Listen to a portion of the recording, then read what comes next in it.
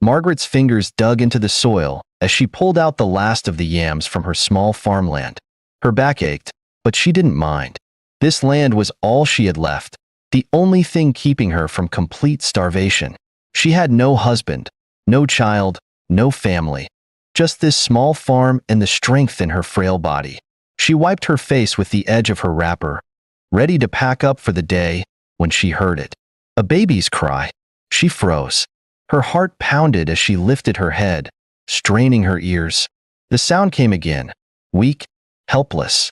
Her hands trembled as she rose to her feet. A child? Here? Margaret hurried toward the sound, her feet moving faster than they had in years. When she reached the clearing, she stumbled to a halt, her breath catching in her throat. Two men stood before her, holding a baby between them. The child's wails grew fainter, his tiny fists waving weakly in the air. Margaret's eyes darted to the men. They were strangers, tall, broad-shouldered, their faces hard and unreadable. They did not belong to this land. Margaret's heart clenched in fear. What were they doing? Why were they holding the baby like that? She didn't know if she should run backwards or front. Those men had already seen her. Without thinking, she dropped to her knees. "Please," she begged, her voice breaking. "Spare the child. Please, I am begging you." The men exchanged glances, their expressions unreadable. "Why are you here? Do you want to die?" One of them thundered. I was in my farm when I heard the cry of a baby." Margaret's voice quivered. "Stand up, woman," one of them said coldly. But Margaret shook her head violently, tears streaming down her face. "I have no child of my own," she cried. "I lost my husband, and I have been alone ever since. If you must take a life today, take mine. But please, let him live." The shorter man scoffed. "What are you saying?" Margaret clasped her hands together, still kneeling. "Please spare him. I will raise him as my own. I will care for him. I swear." Her voice cracked with desperation. "Please." For a long moment, the men were silent. The taller one sighed heavily, rubbing his forehead as if troubled. "We were given orders," he muttered.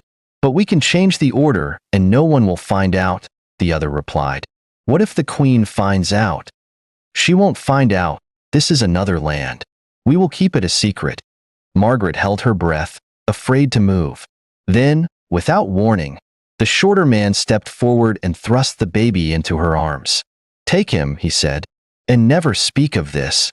Margaret gasped as she cradled the infant against her chest. His tiny body was warm, fragile. He let out a soft whimper, his small fingers brushing against her skin. Fresh tears spilled from her eyes. "Thank you," she whispered. The men said nothing. They turned and walked away, their figures disappearing into the distance.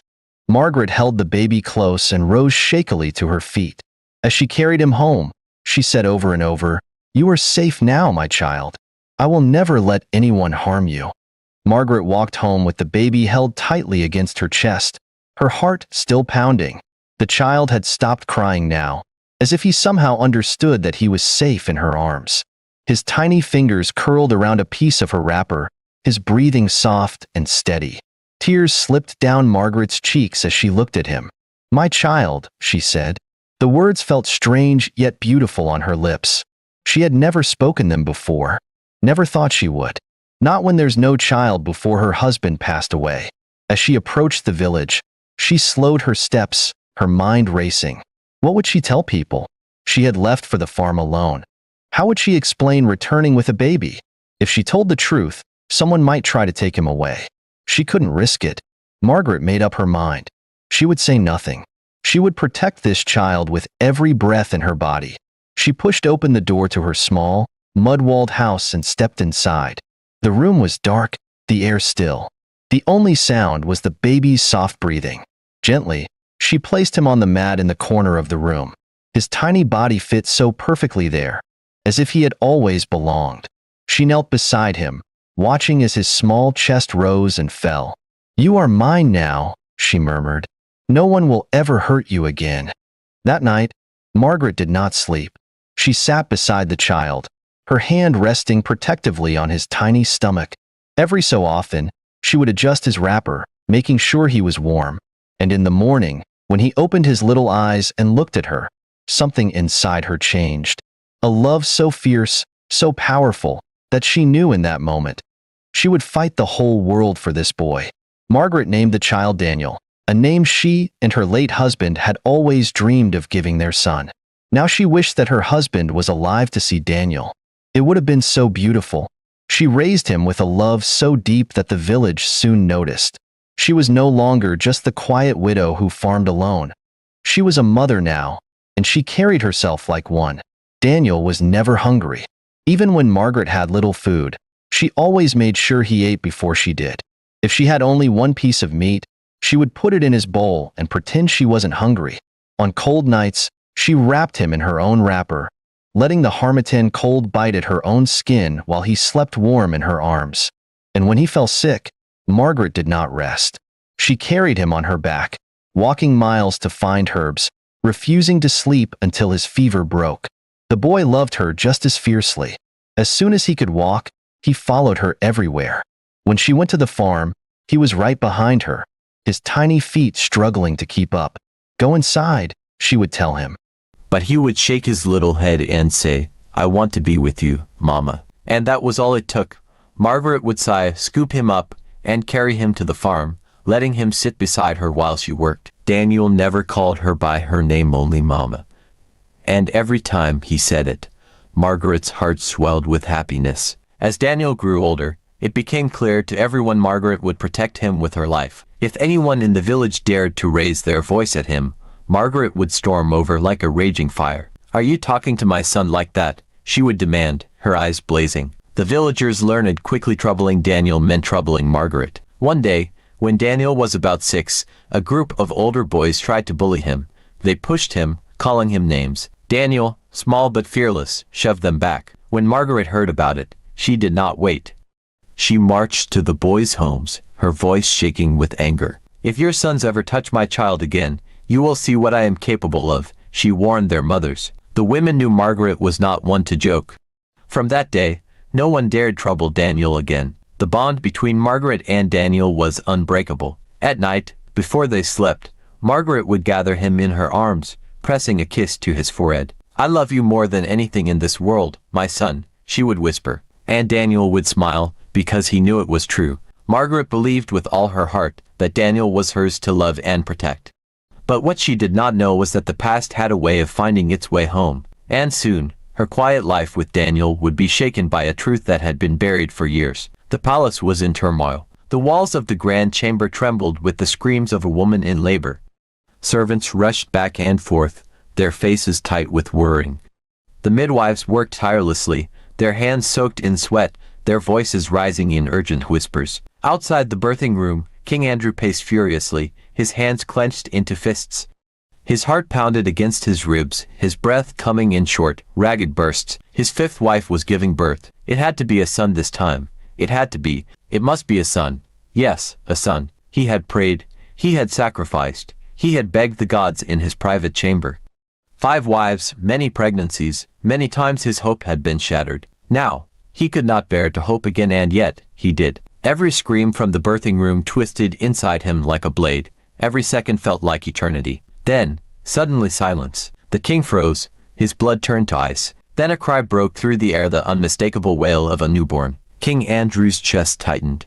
His heart threatened to tear through his ribs. He turned sharply as the midwife stepped out, her expression carefully blank. The silence stretched between them. His lips parted, his voice hoarse. "Is it?" The midwife hesitated, afraid to utter a word.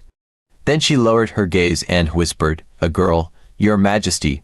"Another girl." The world spun. King Andrew staggered back, the words slicing through him like a sword. "A girl. Again. Another girl. What am I supposed to do with all these girls? Why are the gods punishing? What's my offense?" His vision blurred as he gripped the nearest pillar for support. His knees buckled. The sound of his heartbeat roared in his ears. Then, as if the weight of 5 generations had fallen on him, at once he dropped to the floor and let out a wretched cry. The type that wasn't suitable for a king. The palace shook with his anguish. The guards lowered their heads. The servants dared not breathe. Inside the birthing chamber, the new mother lay weakly on the bed, tears rolling down her face. She had given him a child, a healthy child, but she knew it was not the child he wanted. She had hoped that she was the one that would give him a son. That was all her wishes, but now they had shattered. The king's cry echoed through the halls, a sound so raw, so broken, that even the coldest hearts ached for him. For years, he had dreamed of the moment he would hold a son in his arms, the heir who would carry on his throne, his name, his legacy. But fate had denied him again. Slowly, King Andrew rose to his feet. His face was wet, but his eyes were dry now, empty, hollow. Without a word, he turned and walked toward his chamber. The servants watched in fear as he entered and slammed the heavy doors shut behind him. For days, he did not come out. The sun rose and set, but the king remained locked inside. The royal council knocked, their voices trembling with worrying, but there was no answer. Inside the chamber, King Andrew sat in darkness. His mind was a battlefield, torn between love for his daughters and the crushing reality that none of them could sit on his throne. A king without a son is a king without a future, his father used to say. And now, he was that king. The palace remained shrouded in silence. The once vibrant halls, where laughter and music had once flowed, now felt heavy with sorrow. Servants moved cautiously, whispering among themselves, their eyes constantly darting toward the king's locked chamber. For 3 days, King Andrew had not emerged. His chief cabinet members had gathered outside his door, speaking in hushed tones, their faces lined with worrying. They had seen kings battle enemies, survive assassinations, and endure betrayals, but never had they seen a king so consumed by despair. Finally, on the 4th morning, Lord Raymond, the king's most trusted chief, stepped forward. He had served King Andrew's father before him, and had watched the young prince grow into a powerful ruler. And now, he could not stand by and watch his king wither away. Summoning all his courage, he knocked firmly on the door. "Your Majesty," he called, his voice strong yet gentle. "Please, open the door. The kingdom needs you." No response. He tried again. "My king, I beg you. You have always been a man of strength. Do not let this sorrow defeat you." Silence. Lord Raymond sighed heavily. He turned to the guards standing nearby. "Break the door." The guards hesitated. Breaking into the king's chamber was an offense punishable by death.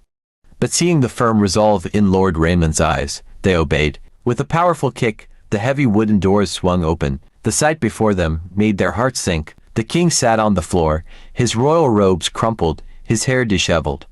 He had not eaten, had not spoken. His eyes were sunken, his face pale. For a long moment, no one spoke. Then Lord Raymond stepped inside and knelt before him. "My king," he said softly, "we understand your pain. But locking yourself away will not change fate. Your people need you. Your daughters need you." King Andrew let out a bitter laugh, his voice hoarse from days of silence. "Daughters," he whispered. "So many daughters, but no son, no heir." He clenched his fists. "Why, Raymond, why are the gods punishing me?" His voice broke, raw with frustration. "I had given offerings. I have honored my ancestors. I have ruled with wisdom. And yet," his chest heaved, "yet I have no son." Lord Raymond remained silent, letting the king pour out his pain. Then, after a long pause, he spoke. "My king, if the gods have denied you a son, then perhaps it is time to seek their guidance." The king lifted his weary eyes. "The chief priest," Lord Raymond continued, "let us go to the temple. Let us ask the gods why they have turned their backs on you." Yes, he needed answers. That evening, the palace guards prepared. The king, dressed in somber robes, rode in silence, his heart pounding with every mile. The temple of the gods stood on a sacred hill, its entrance marked by towering stone pillars. Torches flickered against the walls, casting shadows as the king and his men approached. Inside, the air was thick with the scent of burning incense. The chief priest, an old man with deep lines on his face, sat cross-legged before the sacred altar. He opened his eyes as the king entered, as if he had been expecting him. King Andrew fell to his knees before the priest, his voice shaking with anguish. "Why have the gods abandoned me?" he cried. "Why have they given me daughters but denied me a son? What have I done to deserve this curse?" The chief priest studied him for a long moment. Then, he closed his eyes and whispered an ancient chant. The temple grew eerily silent. Even the wind outside seemed to pause. Minutes passed. Then the priest's eyes flew open, and he turned to the king. "You have a son." The words hit the king like lightning. His breath caught, his heart slammed against his ribs. He stared at the priest, his mind racing. I have a son," he echoed, his voice barely above a whisper. The priest nodded, Yes, your majesty. A son born of your blood, a son hidden from you. The king's head spun. He tried to speak, but no words came. Then the chief priest leaned forward, his gaze piercing. It is time, my king. The truth must be revealed. The temple remained still, the air heavy with the weight of the chief priest's words. The flickering torches cast long shadows on the walls, as the king's heart pounded violently within his chest. You have a son. The words rang in his ears, but they did not make sense. For years, he had mourned the absence of an heir. For years, he had watched his wives bring forth only daughters. How could he have a son and not know? King Andrew swallowed hard, his throat dry. He met the old priest's gaze, his voice hoarse. A son, he whispered, his face tightening in confusion. That is not possible. I have never held a son in my arms. Never heard a boy cry for me. Never seen my own bloodline continue through a son. The chief priest did not blink. He simply nodded. He exists, your majesty. But he has been hidden from you. You must think back, think carefully, remember the past. The king's chest rose and fell heavily as he tried to grasp the priest's words. Think back, the priest urged, his voice slow, deliberate, back to when you were young. Back to a time when you loved without the weight of a throne pressing upon you.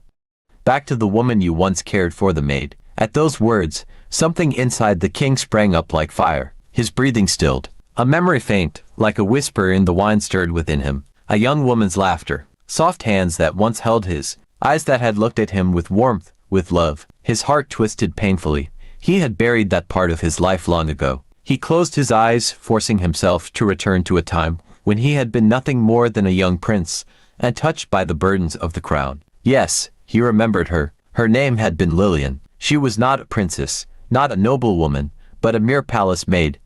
And yet, to him, she had been more precious than any royal jewel. She had been gentle and kind, her voice soft like the first rain of spring. He had been drawn to her in ways he could never explain. They had stolen moments together, hidden in the gardens, whispered promises in dark corridors. He had loved her, or, at least, he had believed he had. His mother had warned him against such foolishness. She is beneath you, she had said.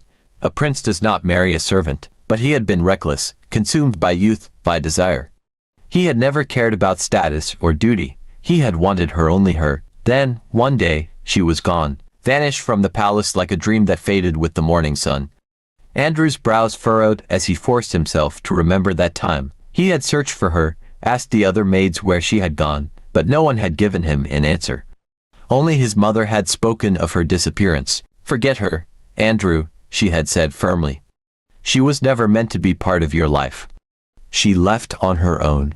You must move forward. He had believed his mother, had forced himself to push the memories away, had convinced himself that Lillian had abandoned him, just as his mother had said. Now, standing before the chief priest, a sinking feeling formed in his stomach. He exhaled shakily. I remember, he murmured. Lillian, the maid I once loved. The priest nodded solemnly. Then tell me, your majesty, do you remember how she left? The king hesitated, his face clouded with uncertainty. No, he admitted. I do not know. I was told she left on her own. That she no longer wished to serve in the palace. The chief priest's eyes darkened, his voice low. And who told you this? A sharp pang struck the king's chest. His mouth went dry as realization dawned upon him. My mother, the queen. The old priest sighed deeply, as if he had expected this answer. Your mother, he repeated, shaking his head. Then, your majesty, ask yourself this, was it truly Lillian's choice to leave? The king's throat tightened. A sense of dread coiled inside him. His mother had always been a woman of power, of control. She had shaped his destiny, planned every step of his path. Had she also taken Lillian from him? Had she lied? Had she hidden something from him all these years? His hands trembled as he looked back at the priest. What are you saying? His voice was barely above a whisper. The priest's next words shattered everything he thought he knew. Lillian never left willingly, the old man said. She was sent away, and she was carrying your child. King Andrew staggered back, as if struck by a physical blow. His heart stopped. His breath caught in his throat. He had a son, and all these years, he had lived in ignorance. King Andrew stood frozen, his chest rising and falling in shallow breaths. His heart pounded violently, his mind reeling from the chief priest's revelation. Lillian never left willingly, she was carrying your child. His lips parted, but no words came out. He shook his head, unable to comprehend the weight of what he had just heard. His own mother had hidden his child from him. The chief priest stepped forward, his voice calm yet firm. Your Majesty, the gods have revealed the truth. The child you longed for was never lost. He was stolen. Taken from his mother the moment he entered this world. The king's eyes darkened. Tell me everything, he demanded, his voice low, strained. The old priest sighed, his expression heavy with sorrow. Your mother, the late queen, was a woman of power. She saw everything, every person, every decision as a move in the game of the throne. When she discovered that a mere maid had conceived your child, she saw it as a disgrace. She vowed that you would never have anything to do with the maid, and so, she acted before you could. King Andrew clenched his fists. What did she do? The priest's gaze did not waver. She waited for the day of the child's birth. She bribed the midwife, the woman who helped Lillian bring your son into this world. She ordered her to lie. The king's stomach twisted painfully. He could already see where this was going. The priest continued. The moment Lillian gave birth, the midwife took the child in her arms. She looked Lillian in the eye and told her that the baby was dead. A sharp, guttural cry tore from the king's throat as rage filled his veins. His son, his heir, had been declared dead from the moment he was born. The thought of Lillian, weak from labor, crying over a child she believed was lost forever, their child, made his chest tighten. The priest did not stop. Lillian wept. She begged to see her child, to hold him one last time, but the midwife refused. She told her the baby had already been buried, gone, lost forever. And when Lillian lost consciousness from exhaustion, your mother carried out the final part of her plan. King Andrew swallowed, his throat dry as dust. What did she do? The priest's voice was grave. She summoned 2 of her most trusted guards. She placed the infant in their hands and ordered them to kill him. The words sent a cold chill through the king's spine. His knees threatened to buckle. His own mother had ordered the murder of his son. He gritted his teeth, his breath heavy with suppressed fury. Did they? The priest shook his head. No.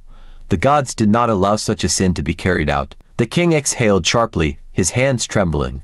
What happened? The men obeyed the queen's instructions and left the palace and traveled to a distant land, carrying the child in their arms. But just as they were about to carry out the dreadful act, fate intervened. The priest's lips pressed into a solemn line. A woman appeared. The king's eyes flickered with uncertainty. A woman, a widow, the priest said softly, a poor, childless woman who was in her farm when she heard the baby's cries. She saw the men, saw the infant they held, and without knowing who the child was, she begged for his life. The king's heart clenched. She pleaded with them. The old man nodded. She fell on her knees. She wept, telling them that she was a lonely widow with no child of her own. She told them that if they must take a life that day, then they should take hers instead and spare the innocent child. King Andrew felt his vision blur. His breath grew shallow. The priest continued, his voice quiet but firm. Perhaps the men had a trace of humanity left in them, or perhaps the gods touched their hearts that night. Whatever the reason, they could not bring themselves to harm the baby. Instead, they placed the child in the widow's arms and disappeared into the night. The room fell into a thick, suffocating silence. The king's hands trembled as he pressed them against his face. His mind swirled with emotions too vast to contain anger, grief, shock, regret. For years, he had believed he was cursed. He had blamed the gods for denying him a son, for punishing him. But all along, his own mother had been the one who stole his heir from him. His voice was barely above a whisper when he spoke. Where is he now? The priest met his gaze, his eyes filled with quiet certainty. The boy lives, your majesty. He has grown into a man.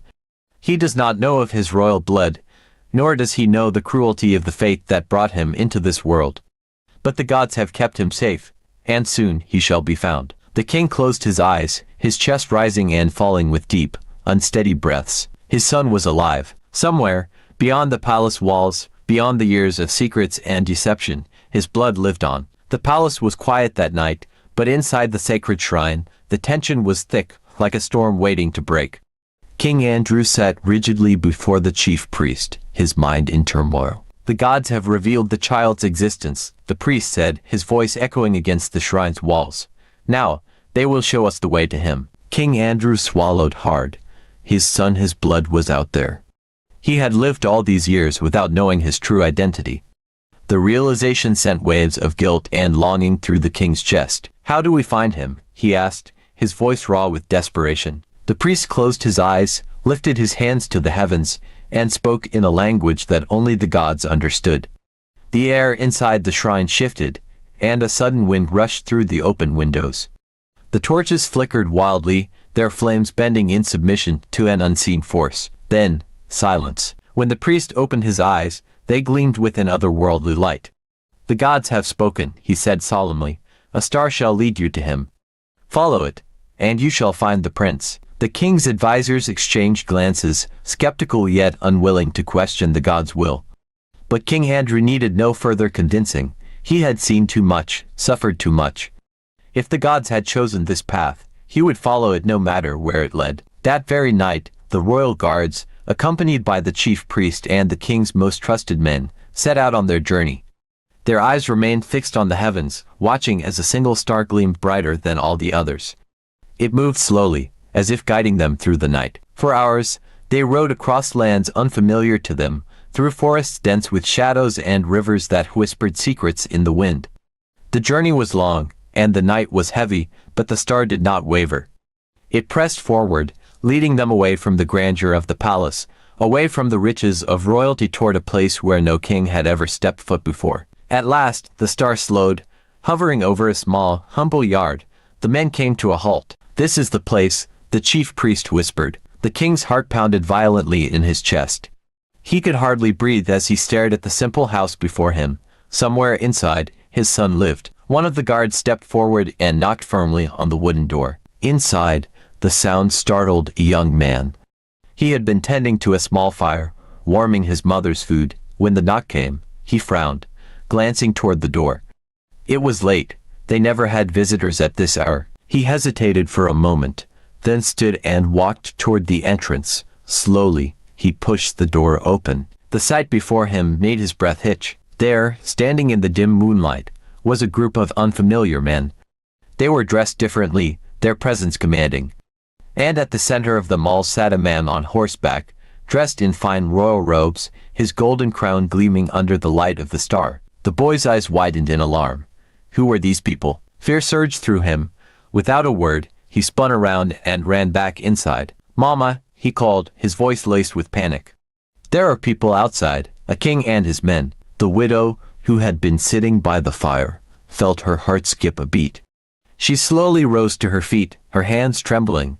"A king here." She wiped her hands on her old wrapper, straightened her shoulders, and stepped outside. The moment her eyes landed on the man before her, she froze. King Andrew. She had seen his face before on coins, on festival banners, in the whispers of travelers who passed through their land. But why was he here? The king dismounted his horse, his eyes searching her face. Then, with the weariness of a man who had carried a lifetime of sorrow, he spoke. "Good woman," he said, his voice heavy with emotion, "I have come in search of my son." The widow felt her heart stop. "Your son," she repeated, confusion washing over her. The king took a deep breath.